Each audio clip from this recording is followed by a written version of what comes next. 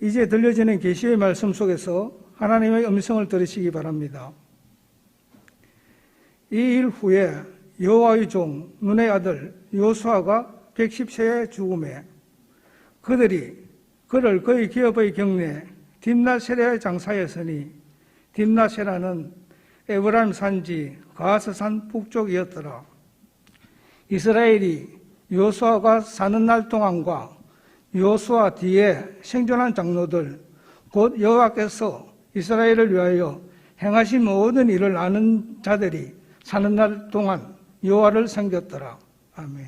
네, 감사합니다. 주님의 크신 사랑이 우리의 인생 가운데 날로 더 귀하게 우리의 인생을 이끌어 가심을 믿습니다.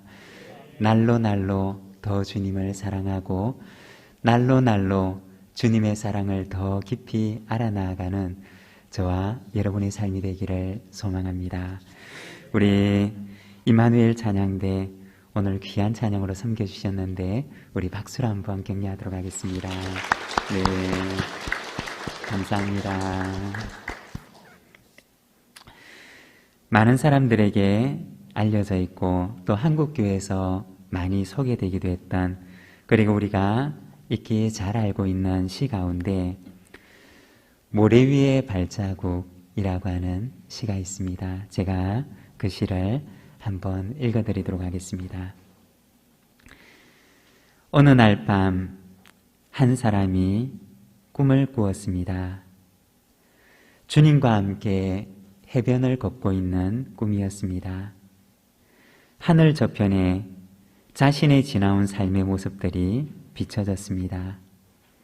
한 장면씩 비춰질 때마다 그는 모래 위에 난 두 쌍의 발자국을 보았습니다. 하나는 그의 것이었고 다른 하나는 주님의 것이었습니다. 인생의 마지막 장면이 비춰졌을 때 그는 모래 위의 발자국을 돌아보았습니다. 그는 자기가 걸어온 길에 발자국이 한 쌍밖에 없는 때가 많다는 사실을 알았습니다. 그때가 바로 그의 인생에서는 가장 어렵고 슬픈 시기였다는 것도 알게 되었습니다. 그것이 몹시 마음에 걸려 그는 주님께 물었습니다. 주님께서는 제가 당신을 따르기로 결심하고 나면 항상 저와 함께 동행하시겠다고 하셨습니다.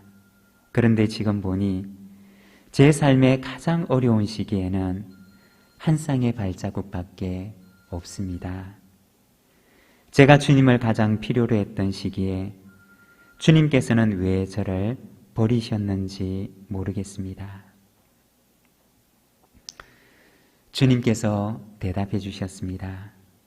나의 소중하고 사랑스러운 아들아, 나는 너를 사랑하기 때문에 결단코 너를 버리지 않는단다. 너의 시련과 고난의 때 한 쌍의 발자국만 보이는 것은 내가 너를 업고 간 때이기 때문이란다.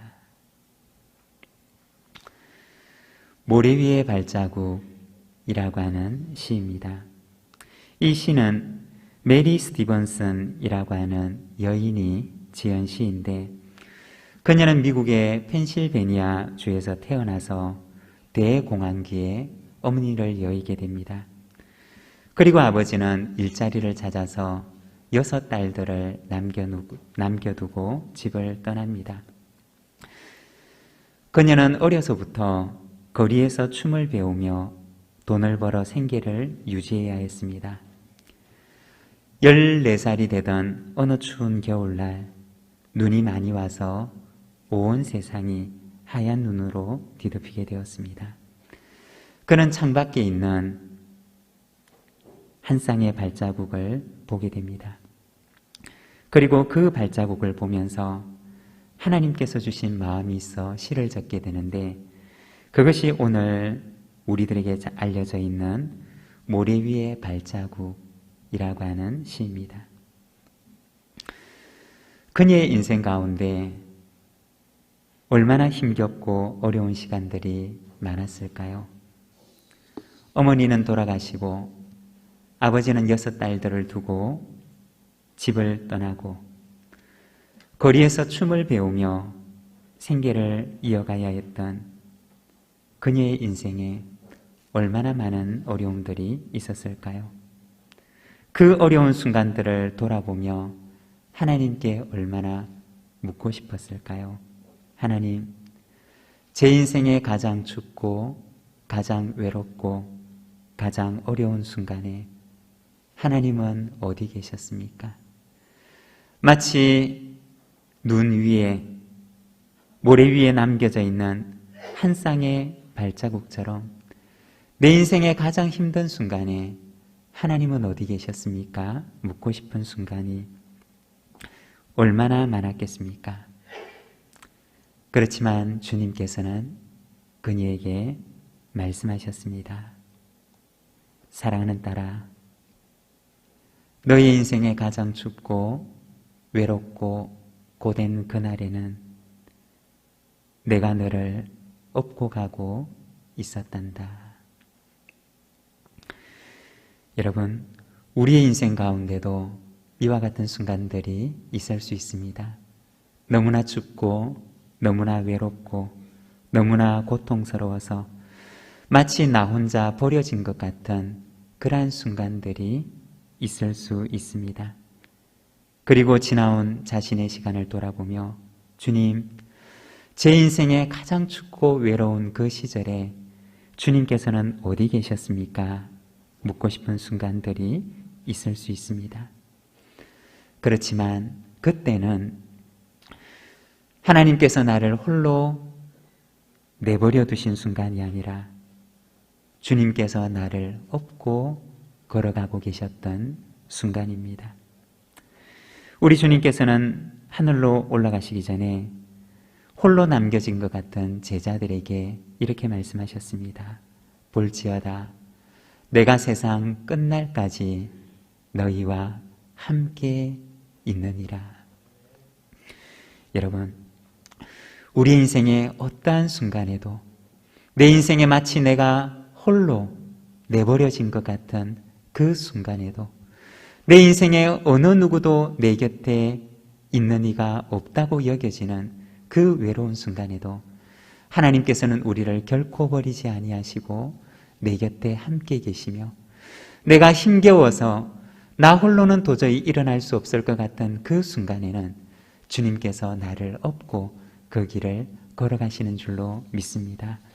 오늘도 나와 함께 하시고 내 곁을 떠나지 않으시며 나의 인생의 길을 끝까지 인도하시는 그 하나님을 믿고 신뢰하며 오늘도 찬송하고 감사하며 우리의 인생의 길을 걸어가는 우리 모든 믿음의 가족들이 되시기를 바랍니다. 우리가 눈길이나 모래 위를 걷게 되면 우리가 걸어간 그 걸음 뒤에는 언제나 우리가 걸어왔던 삶의 흔적들, 우리가 걸어왔던 그 길의 자국들이 남게 됩니다. 어떤 길을 걸어왔든지 간에 우리가 걸어왔던 그 걸음들이 고스란히 흔적이 되어 우리의 뒤에 남게 됩니다. 조용히 묵상을 하며 걸었던 그 길에는 그 흔적이 남아있고 정신없이 달려갔던 그곳에는 그렇게 달려갔던 흔적이 남게 되고 달려가다가 넘어진 곳에는 넘어진 흔적이 남고 정신을 차리고 바르게 걸으면 그 흔적이 그리고 정신을 잃고 비틀거리며 걸었던 곳에는 그 흔적이 고스란히 남게 됩니다. 한 사람이 걸어간 그 뒤에는 반드시 그가 걸어갔던 그 삶의 흔적들이 남게 됩니다. 오늘은 우리가 여호수아 말씀을 통해서 여호수아가 걸어갔던 그 길에 남아있는 그의 삶의 흔적 그리고 그 흔적을 바라보며 오늘 우리는 어떠한 흔적을 남기며 살아가기를 원하는가? 우리는 어떤 흔적을 남기며 오늘 살아가고 있는가? 우리가 함께 돌아보고 또 묵상하고 기도하는 시간이 되기를 소망합니다. 오늘 우리가 읽은 이 말씀에서는 자신에게 주어진 사명을 다 감당하고 나서 이제 하나님 앞에 서게 되는 여호수아의 모습을 보여줍니다. 29절과 30절의 말씀을 우리 자막을 보면서 같이 한번 읽도록 하겠습니다. 이 일 후에 여호와의 종 눈의 아들 여호수아가 110세에 죽음에 그들이 그를 그의 기업의 경내 딥낫세라에 장사하였으니 딥낫세라는 에브라임 산지 가하스산 북쪽이었더라. 하나님의 종이 되었던 여호수아가 110세에 하나님의 부르심을 받게 됩니다. 죽음이라고 하는 것은 하나님을 알지 못하는 사람들에게 있어서는 그의 인생이 걸어가다가 마지막에 도착하게 되는 장소입니다. 어떤 인생을 살았든지 어떤 길을 걸어왔든지 그 걸음이 멈추는 곳이 바로 죽음이라고 하는 그 장소라고 생각을 합니다.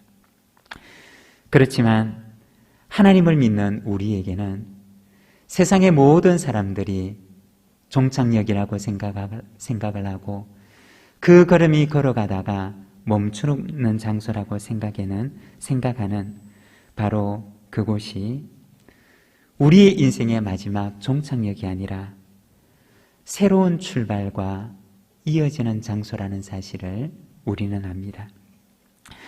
여호수아가 110세에 죽어서 장사되었던 그 딥낫세라라고 하는 장소는 그가 걸어왔던 그 여정을 멈추는 장소가 아니라 여호수아가 한평생 소망하고 하나님 앞에서 그것을 바라보며 살아왔던 그의 인생의 마지막 장소를 넘어 새로운 문으로 들어가는 입구였던 것입니다.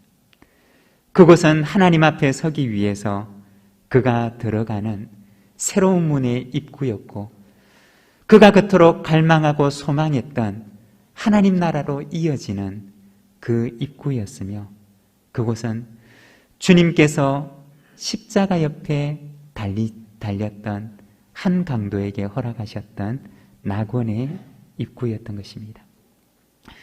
그는 그 딥낫세라를 넘어서 참된 약속의 땅이 되는 하나님의 나라에 들어갔던 것입니다.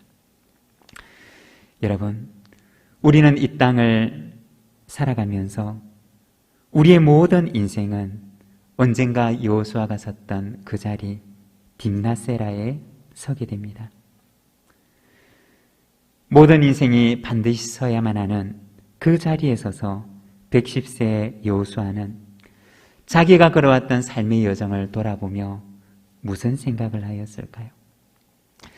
지나온 자신의 삶의 발자국을 돌아보면서 그가 걸어왔던 인생의 길들을 돌아보면서 그는 무슨 생각을 하였을까요? 잘 살아왔음에 감사하였을까요? 아니면 잘못 살아왔음에 후회하였을까요?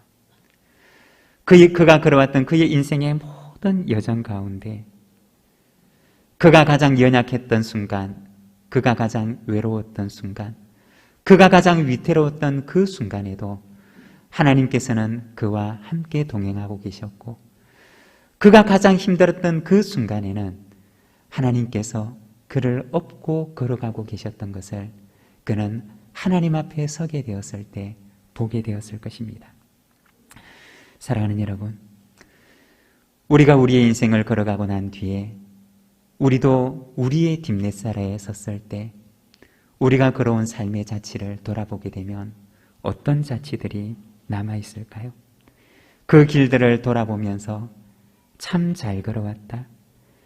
힘들고 어려운 순간들이 있었지만 그러나 하나님의 은혜로 여기까지 잘 이기며 걸어왔다.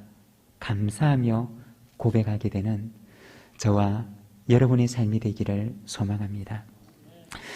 여호수아는 그의 인생을 통해서 어떤 삶의 흔적을 남겼을까요?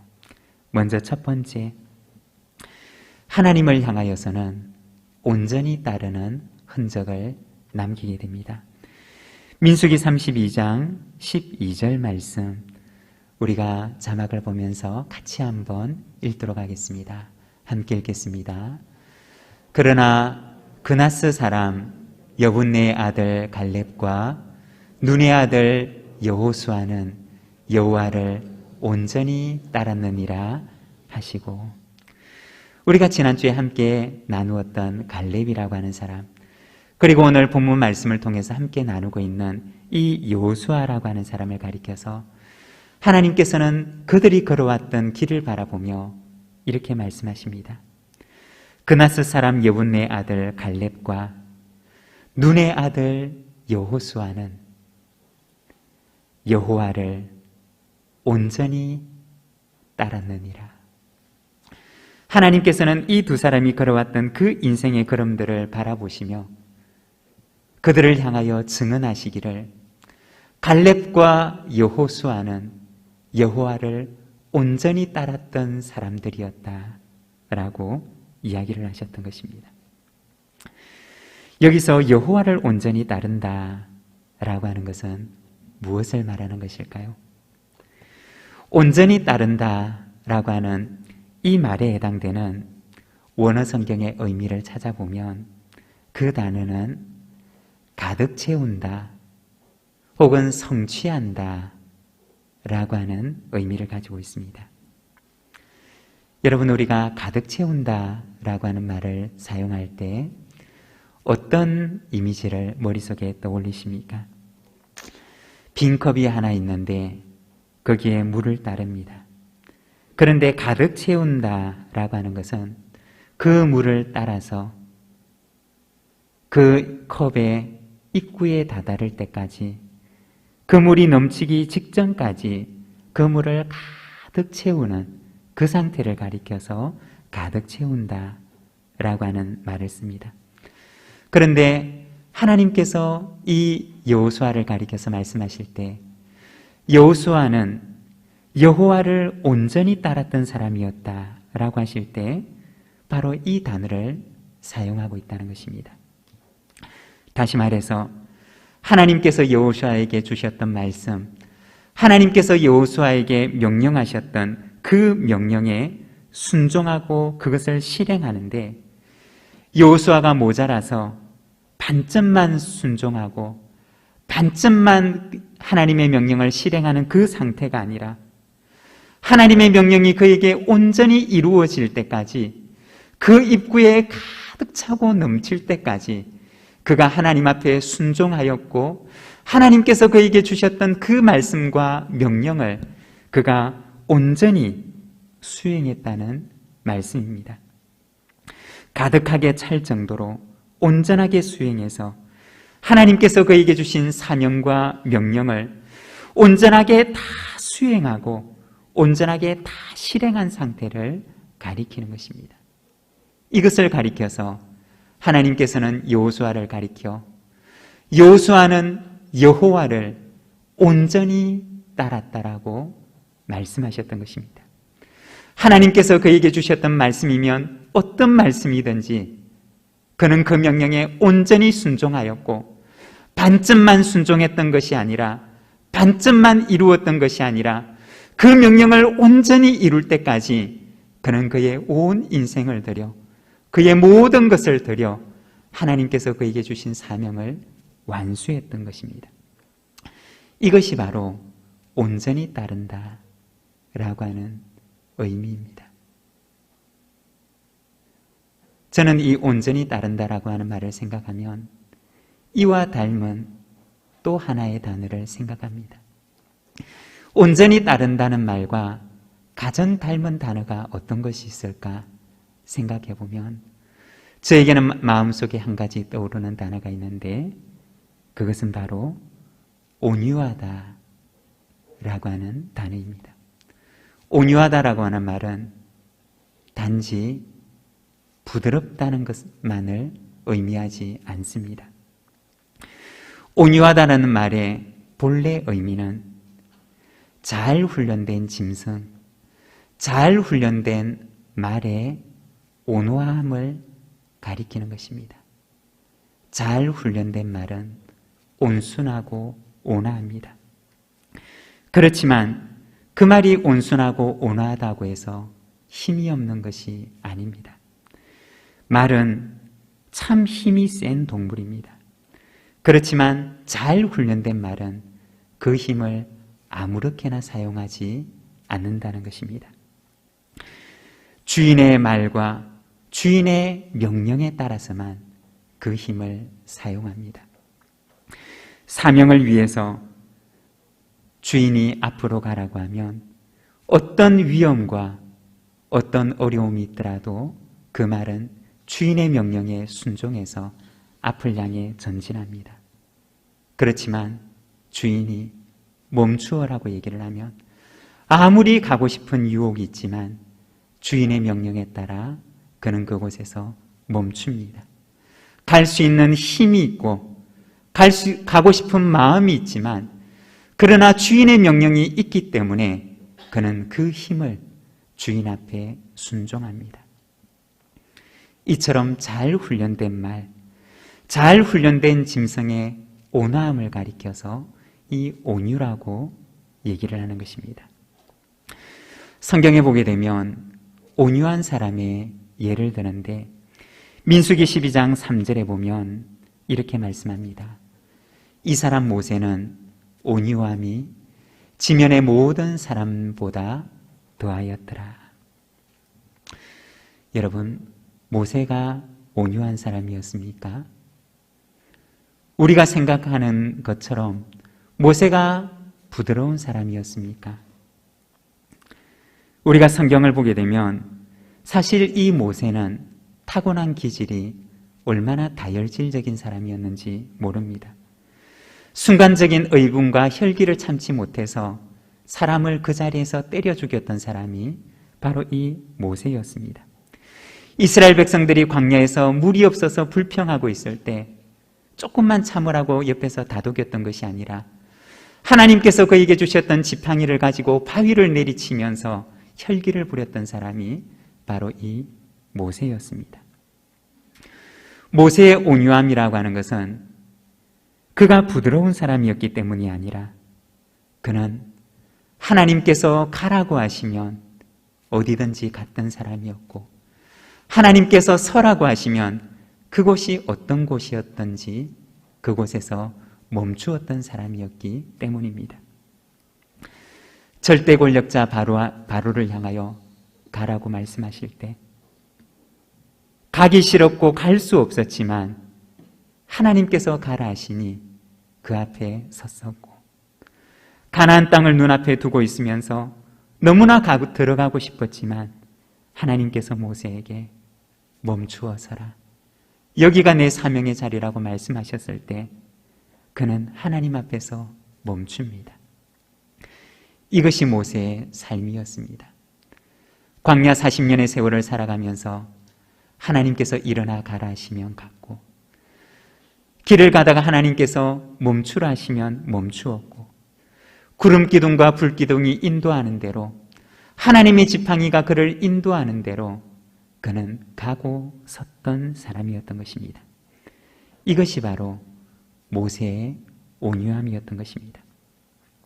성경에 보면 온유한 사람의 또 다른 예를 드는데 마태복음 11장 29절에 보면 이렇게 말씀을 합니다.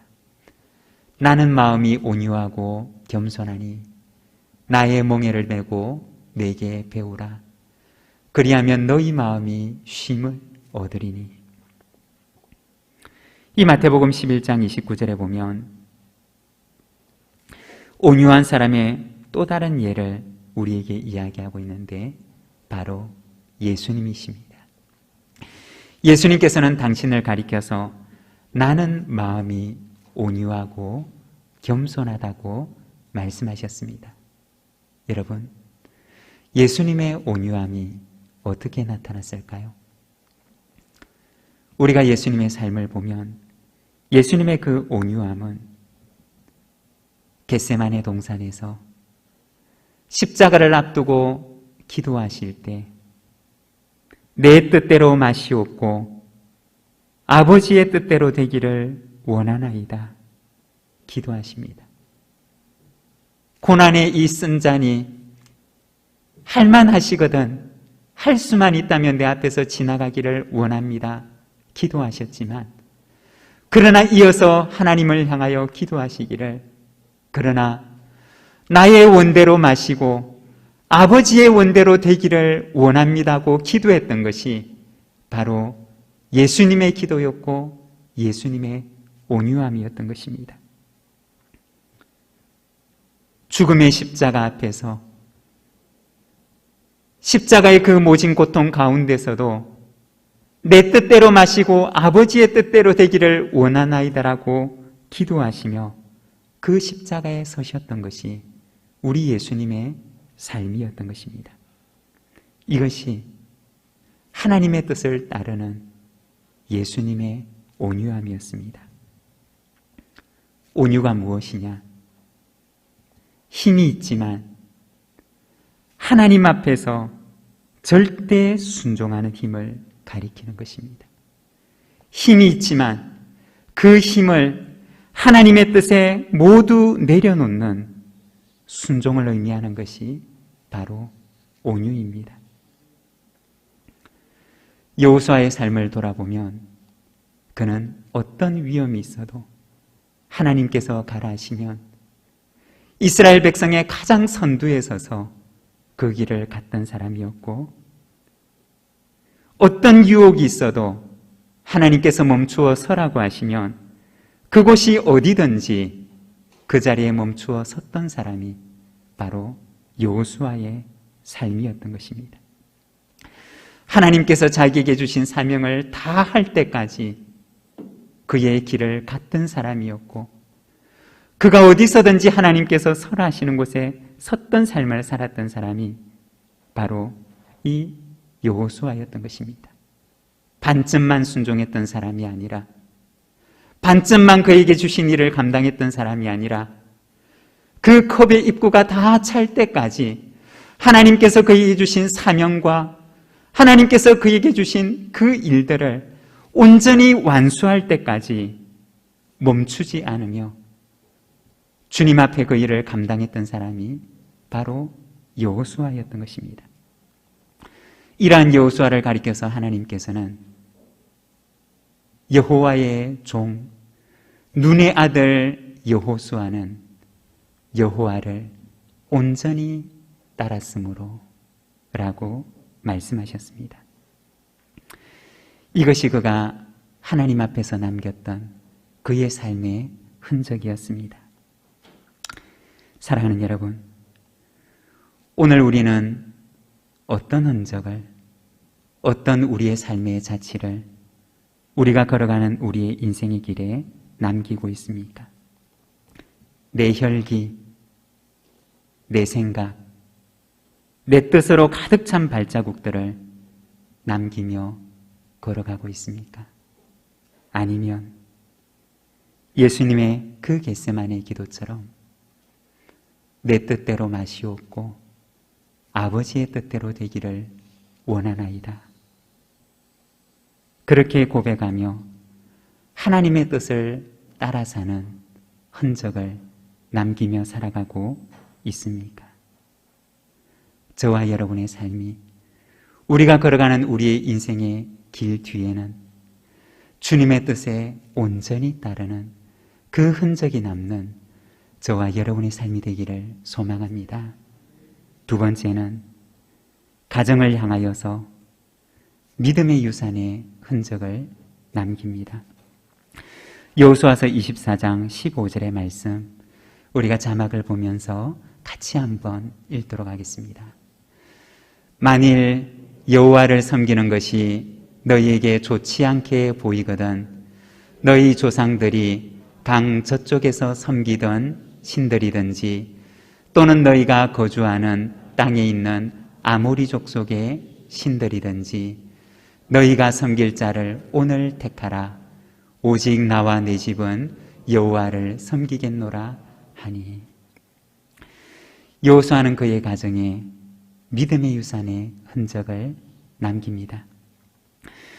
여호수아는 세겜에서 이스라엘 백성의 신앙의 결단을 촉구하는데 너희가 섬길 자를 오늘 택하라고 이야기를 합니다. 가나안 땅의 신들이든지 그 누구든지 너희는 오늘 너희가 섬길 자를 택하라고 말합니다. 그리고 그는 고백하기를 오직 나와 내 집은 여호와를 섬기겠노라. 오직 나와 나의 가정은 여호와를 섬기겠노라 고백합니다. 이것이 여호수아가 그의 가정에 남겼던 믿음의 유산이었습니다.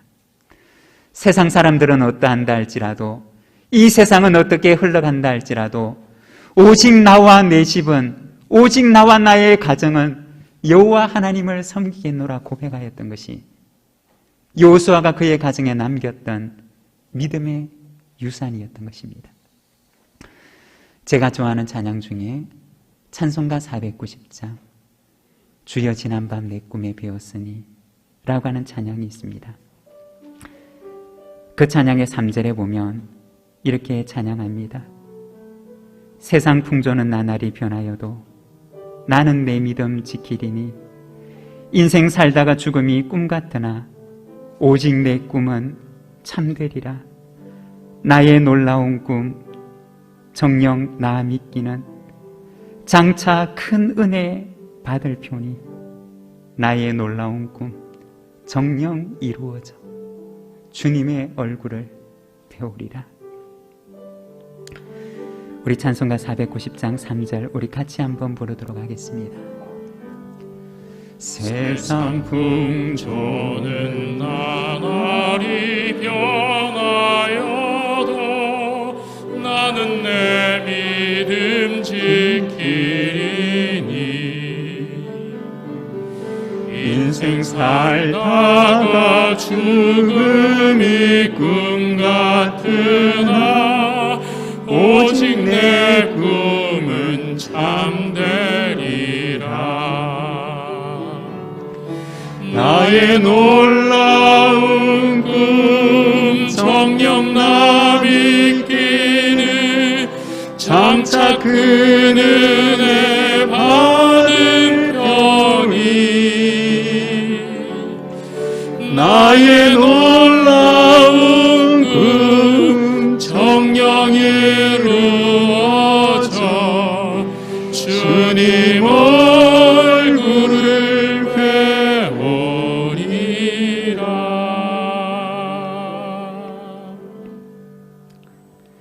사랑하는 여러분, 세상 풍조가 어떻게 변한다 하더라도 나와 내 집은, 나와 나의 가정은 여호와를 섬기겠노라 하는 것이 여호수아의 고백이었고, 그가 그의 가정에 남겼던 믿음의 유산이었던 것입니다. 오늘 우리는 우리의 가정에 어떤 유산을 남기며 살아가고 있으십니까? 아무리 화려한 삶을 살아간다 하더라도 꿈같이 지나가는 것이 우리의 인생이라는 것입니다.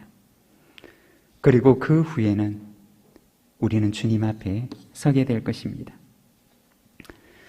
헛된 꿈을 꾸다가 살아가는 우리의 삶이 아니라, 우리의 가정이 아니라 하나님 앞에서 참된 꿈을 꾸며 살아가는 우리의 가정이 되기를 소망합니다.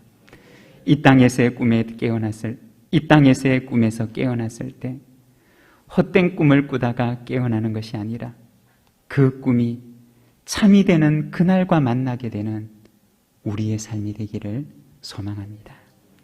그리고 세 번째는 이웃을 향하여서 선한 흔적을 남깁니다. 오늘 우리가 읽었던 본문의 말씀 31절 우리가 함께 자막을 보며 읽겠습니다. 이스라엘이 여호수아가 사는 날 동안과 여호수아 뒤에 생존한 장로들, 곧 여호와께서 이스라엘을 위하여 행하신 모든 일을 아는 자들이 사는 날 동안 여호와를 섬겼더라. 그는 어떤 흔적을 남겼느냐? 그가 살아가는 날 동안, 여호수아가 사는 날 동안, 그리고 여호수아와 동시대를 살아갔던 장로들이 살아가는 날 동안 온 이스라엘은 여호와를 섬겼더라고 이야기를 합니다. 여기서 장로라고 일컫는 사람은 여호수아와 함께 그 믿음을 공유했던 사람이었고, 여호수아와 함께 여호와 하나님을 온전히 따랐던 사람들이었고, 여호수아와 함께 그 믿음과 신앙의 여정의 길을 같이 걸어왔던 사람들이었습니다. 그리고 그들이 살아가는 모든 날 동안에 온 이스라엘은 여호와를 섬겼더라고 이야기를 합니다. 여호수아의 삶은, 그리고 그와 함께 걸어갔던 그 믿음의 동력자들의 삶은 온 이스라엘의 영성을 이끌어가는 선한 영향력을 미쳤고, 그들이 살아가는 모든 날 동안에 온 이스라엘은 하나님을 떠나지 아니하고 그들이 걸어왔던 그 삶을 본받아서 그들도 역시 여호와 하나님을 온전히 따라가는 삶을 살아갔던 것입니다. 여호수아의 삶은 그와 함께 살아갔던 사람들의 영혼에, 그들의 심령 가운데 흔적이 되어 남았던 것입니다. 선한 흔적이 되어 남았던 것입니다. 여호수아가 걸어갔던 그 길 가운데, 그가 걸어가는 그의 인생의 여정에 만났던 모든 사람들의 심령 가운데 여호수아는 선한 흔적을 남기는 삶을 살았던 것입니다. 우리는 모두가 다 우리의 인생의 길을 걸어가며 흔적을 남기게 됩니다. 우리가 걸어온 우리의 인생의 길에는 반드시 우리가 걸어온 흔적이 남게 됩니다. 내가 걸어온 나의 인생의 뒤에는 어떤 흔적이 남아 있습니까? 하나님을 향하여서, 우리의 가정을 향하여서, 이웃을 향하여서 내가 걸어왔던 나의 인생의 길에는 어떤 흔적들이 남아 있습니까? 여호수아처럼 하나님을 향하여서는 온전히 따름의 흔적이, 가정을 향하여서는 믿음의 유산의 흔적이, 그리고 이웃을 향하여서는 선한 영향력의 흔적이 남아있는 저와 여러분의 삶이 되기를 소망합니다. 오늘 우리에게 주신 말씀을 생각하며 우리 함께 기도하기를 원합니다. 하나님, 우리의 삶 속에도 선한 흔적이 남는 삶을 살아가게 하옵소서. 믿음의 유산의 흔적을 남기는 삶을 살아가게 하옵소서. 하나님을 온전히 따르는 삶의 흔적을 남기며 살아가게 하옵소서. 우리 시간 하나님 앞에 고백하며 나아가도록 하겠습니다.